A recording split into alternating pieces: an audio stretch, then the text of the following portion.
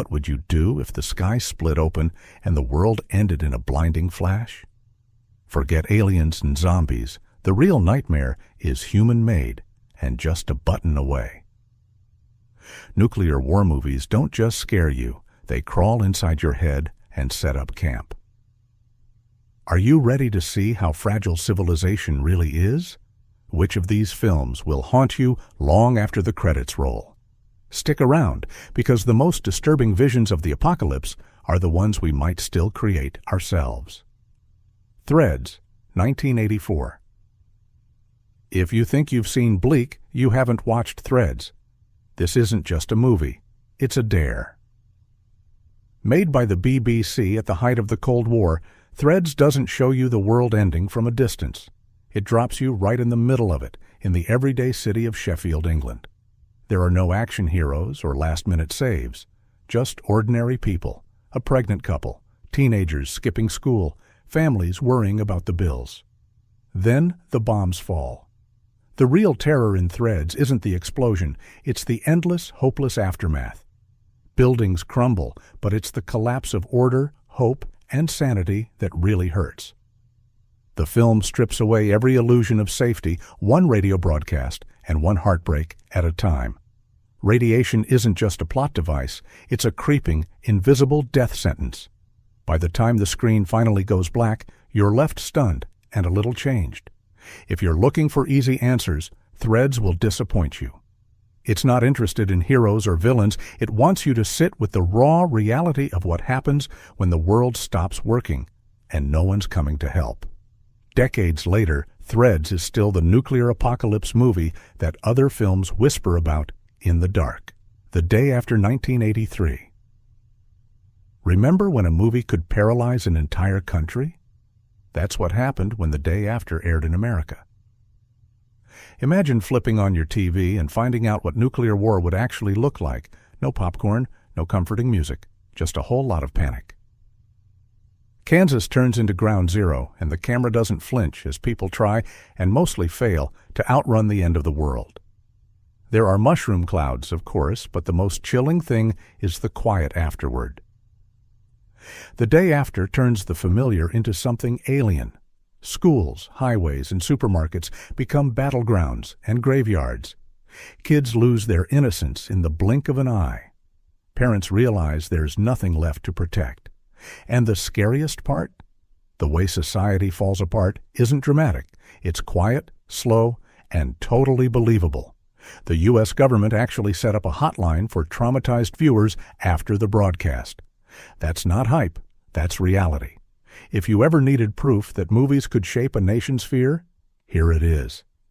The Day After didn't just imagine the end. It made millions of people stare it in the face and wonder, could this really happen to us? Spoiler, the answer feels way too close for comfort. Testament, 1983. Most apocalypse films go big, with flashing lights and towering clouds.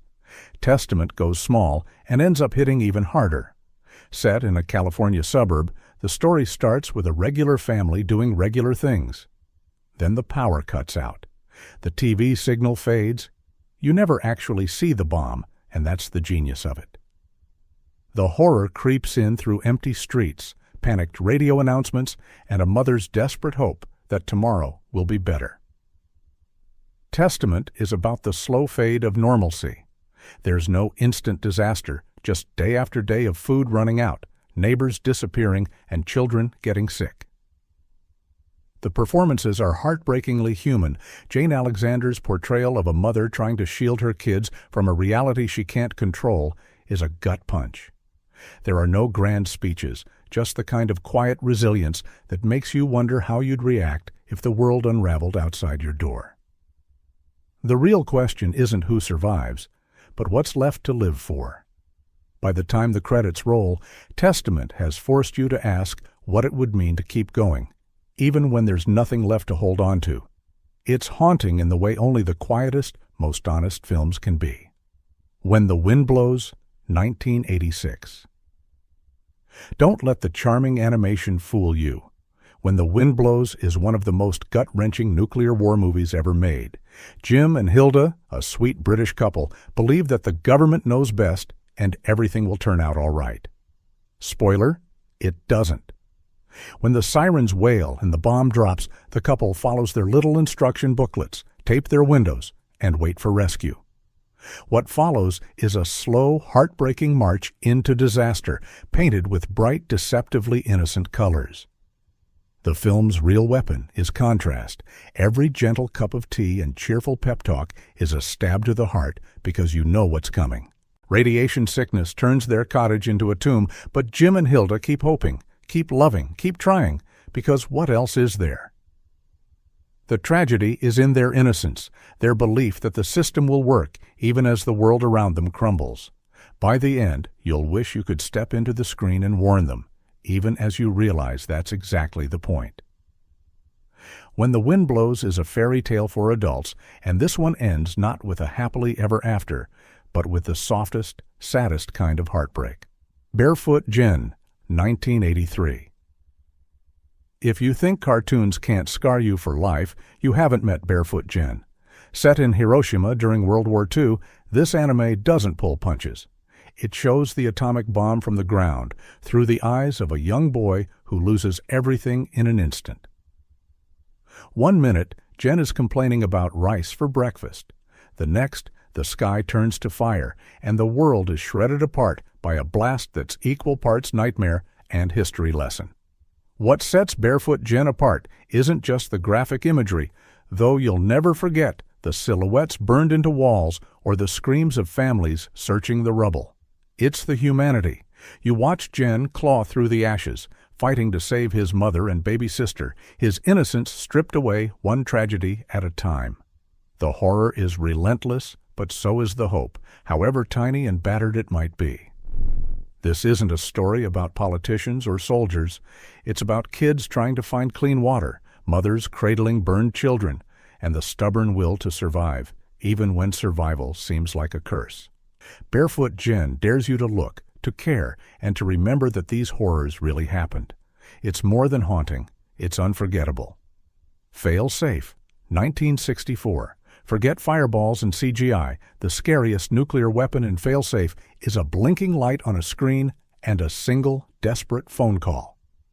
This Cold War classic drops you into the most stressful meeting you'll ever sit through, as a technical glitch sends American bombers to destroy Moscow. There's no villain twirling a mustache, just the gut-churning realization that one slip, one misunderstanding can start a war no one can stop. The film's genius is in what it doesn't show. You won't see cities leveled or crowds running in terror. Instead, you get close-ups of sweaty brows, trembling hands, and a U.S. president who has to make the most impossible decision in history: sacrifice New York to prove it was an accident and stop total global destruction. The tension is suffocating, the silence almost physical, and every tick of the clock is another chance for things to spiral out of control. Fail Safe doesn't want to entertain you. It wants to make you sweat. It's a lesson in restraint and dread, more realistic than any action blockbuster. The final scenes, still photos of a lost New York, the sound of phones going dead, stick with you longer than any explosion ever could. The message is clear. Sometimes the scariest weapon is the one you never see coming. By Dawn's Early Light, 1990. Some nuclear war films are all about the blast. By Dawn's Early Light is about the horrifying chess game before and after.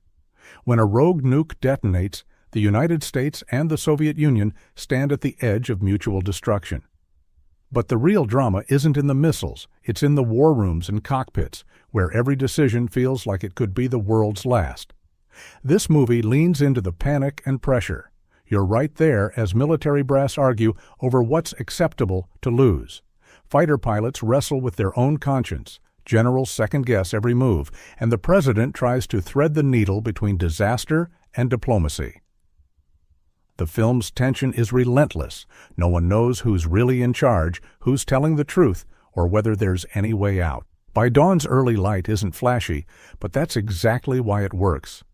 The mushroom clouds are terrifying, sure, but it's the moments in between, Those agonizing seconds when someone has to say yes or no, when a single radio signal could mean game over, that will haunt you. The movie dares you to imagine what happens when the system built to protect us becomes the greatest threat of all. The Sum of All Fears, 2002. Hero who sweats bullets while trying to talk two superpowers back from the brink.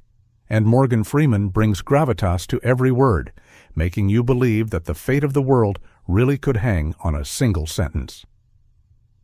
The Sum of All Fears is a modern nuclear nightmare. Sudden, senseless, and so plausible, it hurts. If you ever needed a reason to double-check who's in charge of the launch codes, this is it. Countdown to Looking Glass, 1984. Sometimes the scariest movies don't even need special effects. Countdown to Looking Glass takes a wild approach, telling the story of nuclear Armageddon as if it's happening live on your evening news. Forget giant explosions. What you get instead is a growing sense of dread as anchors, reporters, and experts struggle to make sense of an unraveling world. The film is told entirely through a fictional news broadcast. At first, it's just reports of rising tensions and government officials spinning half-truths. Then, piece by piece, things get worse. A mushroom cloud is spotted, reporters start vanishing mid-story, and the signal slowly breaks up until all that's left is static. There's no music to tell you how to feel, just the cold, clinical panic of watching events spiral out of control while everyone tries to pretend it's business as usual. What's brilliant here is the way the film weaponizes your imagination. You never see the bombs fall. You just hear the fear in people's voices and watch the system fail in real time. Countdown to Looking Glass makes you wonder, if the end really did come, would anyone tell us the truth? Or would we just watch the world go dark and hope for the best? The Divide, 2011. If you're looking for hope or heroics, keep moving.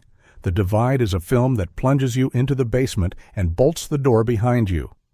When nuclear bombs slam into New York, a handful of survivors take shelter in a dingy apartment building basement.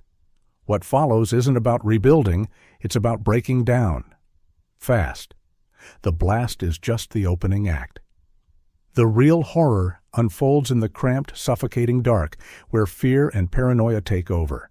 Supplies dwindle, trust evaporates, and the survivors start turning on each other in ways that are far scarier than any radioactive fallout. Michael Biehn leads a cast of desperate, flawed, and sometimes downright disturbing characters, each one slowly unraveling as the reality of their situation sinks in. The Divide is relentless. There's no sunlight, no fresh air, no last-minute rescue. Every moment ratchets up the tension until you're just as desperate to escape as the characters are. The movie asks a nasty question. In the aftermath of nuclear war, what's worse, the bombs, or what people will do to each other when the world ends? By the time the credits roll, you might not like the answer. Dr. Strangelove. Who says the end of the world can't be hilarious? Stanley Kubrick's Dr. Strangelove pulls off the impossible, it makes global annihilation funny, and then sticks that laughter in your throat. This isn't your average doomsday scenario. The movie kicks off with one bad order, a bomber on autopilot, and a parade of world leaders so clueless, you wonder how we survived the Cold War at all. Peter Sellers, playing three roles, spins absurdity into gold. There's the U.S. president, sweating buckets in the war room, the mad scientist with a bizarre arm, and the stiff British officer who can't get anyone to listen. While generals bluster and politicians bicker, a cowboy pilot rides a nuclear bomb to his doom, waving his hat as if he's won the rodeo. That moment is burned into cinema history, comedy at the edge of oblivion. But here's the kicker. Beneath the jokes, Strangelove is sharp as a razor.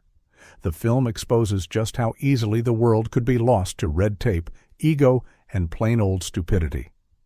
By the time We'll Meet Again plays over a montage of mushroom clouds, you're left with a weird grin and a knot in your stomach. Dr. Strangelove is a warning dressed as a punchline, and it lands every time. You into the mind of J. Robert Oppenheimer, the father of the atomic bomb, and doesn't let go. The movie zeroes in on the Trinity test, and for a moment, time stops. There's no sound, just... Nolan doesn't give you easy answers or neat closure. Instead, you get moral fallout as radioactive as anything in the desert. The bomb's shadow stretches through history, and you can't look away. Oppenheimer is both a spectacle and a warning, a movie that forces you to sit in the glow of humanity's greatest, most dangerous invention and wonder if genius and terror are sometimes the same thing. Terminator 2, Judgment Day, 1991.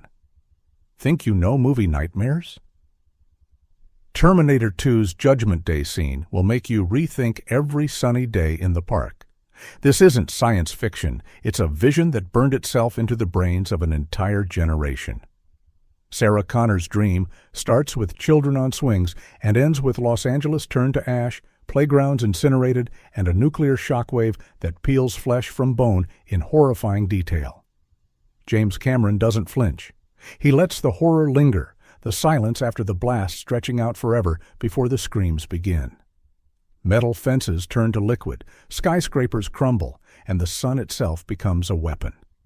It's all the more terrifying because it feels so real, so immediate. You don't have to know anything about killer robots to feel the gut punch of that scene. Terminator 2 isn't just an action blockbuster. It's a warning. The future isn't set, but it's always one mistake away from vanishing in smoke and flame. Every time Sarah wakes up screaming, you realize she's not the only one having nightmares. This is Hollywood spectacle weaponized for existential dread, and it works just as well today as it did in 1991.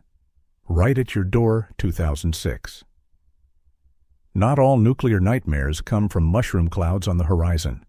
Right at Your Door brings the horror right inside your living room, and then locks the door. The film starts with a series of dirty bombs going off across Los Angeles. Chaos erupts, phone lines jam, and one ordinary guy has to make an impossible choice. Does he seal himself inside and leave his wife outside, exposed to deadly fallout? There's no sweeping score, no big speeches, just plastic sheets, duct tape, and the slow drip of dread as the world outside becomes toxic and the world inside turns claustrophobic. News reports contradict themselves, neighbors panic, and trust breaks down inch by inch. Every choice feels like the wrong one, and every sound from the street could be the beginning of the end. Right at Your Door is relentless in its simplicity. You don't see the bombs fall, you see the cost of surviving them. Isolation, paranoia, regret. The real enemy isn't radiation, but uncertainty. Are you doing the right thing, or just making it worse? By the time the credits roll, you're left with the uncomfortable sense that sometimes the worst disasters are the ones that force you to make impossible choices and live with them. On the Beach, 1959. Here's the bleakest road trip you'll ever take. On the Beach opens after the bombs have already fallen, the Northern Hemisphere gone. The last survivors are clinging to hope in Australia, watching the radiation drift closer every day like a slow, silent tsunami. There's no fighting left, no miracles coming, just empty cities, static on the radio, and the knowledge that time is running out. Gregory Peck, Ava Gardner, and Fred Astaire headline a cast of characters who know they're doomed but still try to wring meaning from their final days. Racing cars, falling in love, searching for signals from a dead world, it's haunting because it's so human. Director Stanley Kramer doesn't milk the drama. He lets the silence, the resignation, and the small acts of kindness do all the work.